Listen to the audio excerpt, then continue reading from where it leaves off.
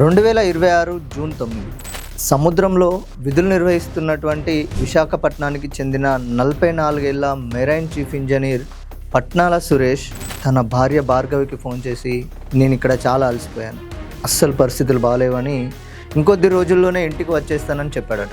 5 నెలలుగా కుటుంబానికి దూరంగా ఉన్న ఆయన జూన్ 24న జరగబోయే తన వెడ్డింగ్ యానివర్సరీని కుటుంబ సభ్యులతో జరుపుకోవాలని అనుకున్నాడట. అయితే అప్పటికే ఆయనకు రిలీవింగ్ లెటర్ కూడా వచ్చింది. విధులను మరో ఎంప్లాయీకి అప్పగించి ఇంటికి చేరుకోవడమే మిగిలి ఉంది. కానీ కేవలం ఒక్క రోజు వ్యవధిలోనే ఆ కుటుంబం జీవితాన్ని మార్చేసిన విషాదం ఒకటి జరిగింది. ఓమన్ తీరంలోని సోహర్ సమీపంలో ప్రయాణిస్తున్న ఎంటీ సెట్టెబెల్లో అనే కెమికల్ ట్యాంకర్పై క్షిపణి దాడి జరిగింది.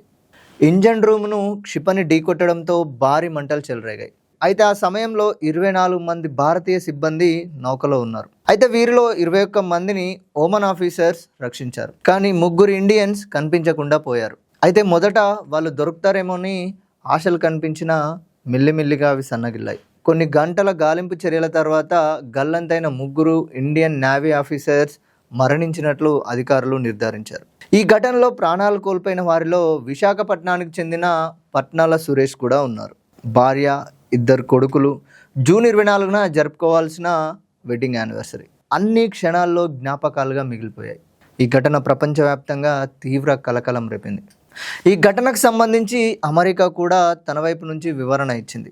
అమెరికా సెంట్రల్ కమాండ్ ప్రకారం తమ ఆదేశాలను పట్టించుకోకుండా ఇరాన్కు సంబంధించిన చమురు రవాణాలో పాల్గొంటున్నట్లు అనుమానం వచ్చినందువల్లే నౌకపై ప్రెసిషన్ స్ట్రైక్ నిర్వహించినట్లు తెలిపింది. దాడికి ముందు హెచ్చరికలు కూడా జారీ చేశామని అమెరికా పేర్కొంది. అయితే నౌక నిర్వహణ సంస్థ ఈ వాదనను పూర్తిగా ఖండించింది. తమకు ఇరాన్తో ఎలాంటి సంబంధం లేదని, అమెరికా నుంచి ఎలాంటి హెచ్చరికలు కూడా అందలేదని ప్రకటించింది. అయితే దీంతో అసలు నిజం ఏమిటన్న ప్రశ్నలు మరింత పెరిగాయి. ఈ ఘటనపై భారత్ తీవ్ర ఆందోళన వ్యక్తం చేసింది. భారత విదేశాంగ శాఖ అమెరికా దౌత్యవేత్త జేసస్ మీక్స్ను పిలిపించి తీవ్ర నిరసన తెలిపింది. వాణిజ్య నౌకలపై ప్రాణాంతక చర్యలు ఏమాత్రం సమర్థనీయం కావని స్పష్టం చేసింది. విదేశాంగ మంత్రి జయశంకర్ కూడా అమెరికా విదేశాంగ మంత్రి మార్కో రుబియోతో మాట్లాడి భారత అభ్యంతరాన్ని తెలియజేశారు. ఇదిలా ఉండగా ఇరాన్ కూడా ఈ ఘటనపై స్పందించింది. భారత ప్రజలకు, మృతుల కుటుంబాలకు ప్రగాఢ సంతాపం తెలియజేసిన ఇరాన్ అమెరికాపై తీవ్ర ఆరోపణలు చేసింది. ఈ చర్యలు అంతర్జాతీయ చట్టాలకు విరుద్ధమని విమర్శించింది. అయితే ఈ మొత్తం వ్యవహారంలో అత్యంత ఆసక్తికరంగా మారింది ప్రధాని నరేంద్ర మోదీ వైఖరి. భారత ప్రభుత్వం అమెరికాకు అధికారికంగా నిరసన తెలిపినప్పటికీ ప్రధాని నరేంద్ర మోదీ మాత్రం ఈ ఘటనపై ఇప్పటి వరకు బహిరంగంగా ఎలాంటి ప్రకటన చేయలేదు. సోషల్ మీడియాలో ఎప్పుడూ యాక్టివ్గా ఉండే ప్రధాని నరేంద్ర మోదీ సోషల్ మీడియా వేదికగా కానీ, ప్రధానమంత్రి కార్యాలయం తరపున కానీ, వ్యక్తిగతంగా కానీ ఆయన స్పందించిన దాఖలాలు లేవు. దీంతో ప్రతిపక్షాలు మోదీ మౌనాన్ని ప్రశ్నించడం ప్రారంభించాయి. ప్రత్యేకించి కాంగ్రెస్ నేత రాహుల్ గాంధీ మదర్ ఇండియా పిల్లలను కాపాడలేని ప్రధానమంత్రి ఎందుకు మౌనంగా ఉన్నారని తీవ్రంగా విమర్శలు చేశారు.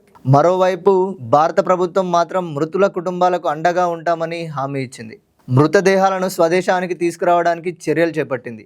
కానీ ఈ విషాదం ఒక పెద్ద ప్రశ్నను ప్రపంచం ముందుంచింది. అంతర్జాతీయ రాజకీయాలు, సముద్ర దిగ్బంధాలు, దేశాల మధ్య శక్తి ప్రదర్శనలు ఇవన్నీ కొనసాగుతున్న సమయంలో ప్రాణాలు కోల్పోతున్న అమాయకుల ప్రాణాలకు బాధ్యత ఎవరని ప్రశ్నిస్తున్నారు.